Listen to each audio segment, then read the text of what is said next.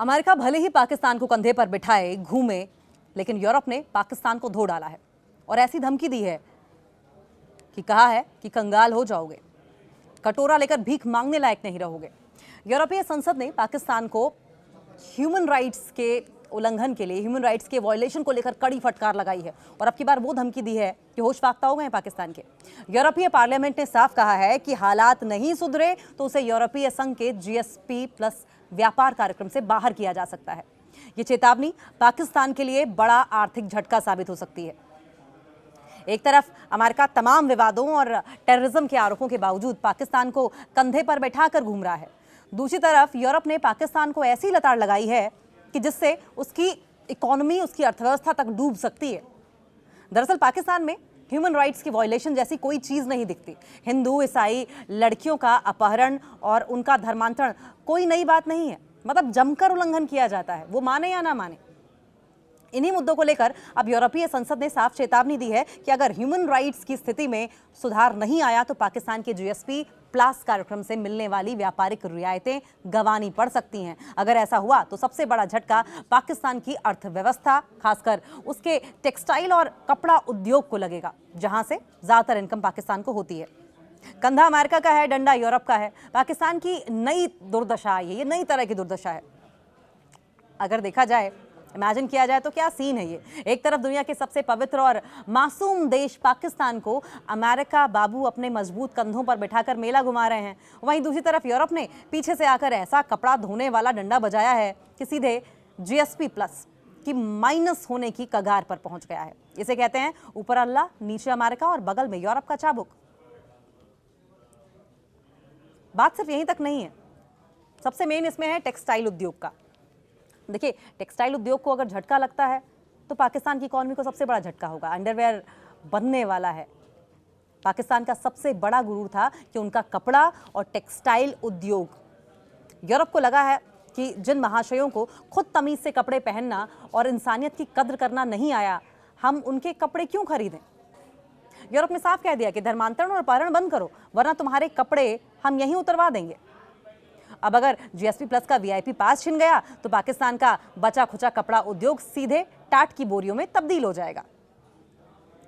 और सिर्फ इतना ही नहीं है, हालत और भी बुरी है। अमेरिका का थका हुआ कंधा, बेचारा अमेरिका आतंकवाद के आरोपों की इतनी भारी बोरी कंधे पर लाद कर घूम रहा है कि उसकी खुद की रीढ़ की हड्डी चरमरा रही है। लेकिन मजाल है कि वो अपने इस लाडले, इस जिगरी यार को, इस पाकिस्तान को नीचे उतार दे। अमेरिका कहता है कि तुम चाहे जो करो, तुम मेरी आंखों के तारे हो और पड़ोस पर नजर रखने वाले कैमरे भी हो। पर यूरोप ने कह दिया कि बेटा, अमेरिका तुम्हें कंधे पर बिठा सकता है, लेकिन तुम्हारी कंगाली की भीख की कटोरी में यूरो हम ही डालते हैं। अब वो दुकान बंद कर दी जाएगी, इसलिए संभल कर रहो। कंगाली का इंटरनेशनल प्रो मैक्स वर्जन है। पाकिस्तान में मानवाधिकार की स्थिति इतनी ज्यादा शानदार है कि वहां अल्पसंख्यकों को यह ढूंढना पड़ता है कि वो कल सुबह सुरक्षित उठेंगे या सीधे कन्वर्ट होकर उठेंगे। इस बेहतरीन रिकॉर्ड को देखकर यूरोपीय संसद भावुक हो गई है और उन्होंने ऐसा रिटर्न गिफ्ट तैयार किया है कि जिससे पाकिस्तान की बची खुची अर्थव्यवस्था भी दौड़कर वेंटिलेटर पर लेट जाएगी। नैतिक शिक्षा, जब जेब में ना हो दाना तो पड़ोसी की बेटियों को सताना और अमेरिका के कंधे पर बैठकर सुपरमैन बनना सेहत के लिए हानिकारक हो सकता है।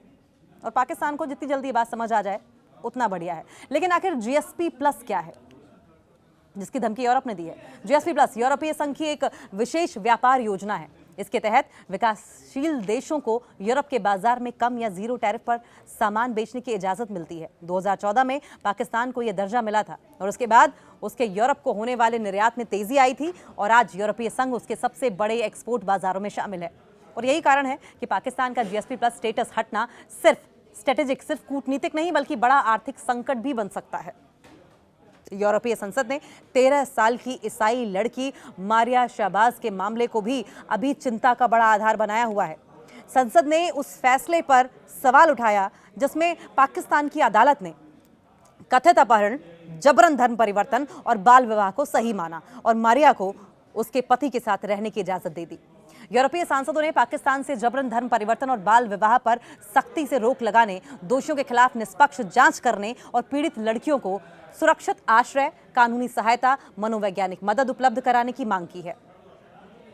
प्रस्ताव में यह भी कहा गया है कि पाकिस्तान में अल्पसंख्यकों मानवाधिकार कार्यकर्ताओं और विपक्ष के खिलाफ ईश निंदा कानून, आतंकवाद और साइबर कानूनों के दुरुपयोग पर भी गंभीर चिंता है। संसद ने मनमानी गिरफ्तारियों और जबरन गुमशुदगी की घटनाएं तुरंत रोकने की मांग की है। मारिया शहबाज सिर्फ 13 साल की थी जब पाकिस्तान में उनका अपहरण कर लिया गया था।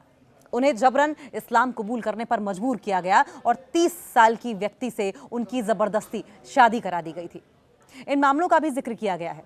सिर्फ मरिया का मामला नहीं है। यूरोपीय संसद ने बलूच अधिकार कार्यकर्ता महरंग बलोच, मानवाधिकार वकील ईमान मजारी, अली वजीर, हनीफ पश्तीन और दाद शाह के मामलों का भी उल्लेख किया। सांसदों ने कहा कि शांतिपूर्ण कार्यकर्ताओं पर कार्रवाई बंद होनी चाहिए और सभी मामलों में न्यायिक प्रक्रिया का पालन भी होना चाहिए। अब यूरोप पाकिस्तान पर कड़ी निगरानी रखने वाला है।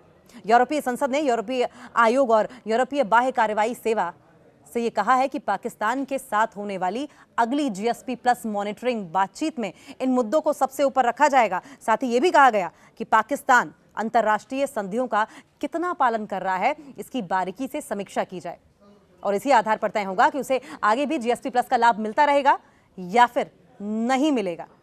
कटोरा लेकर भीख मांगने को मजबूर हो जाएगा पाकिस्तान।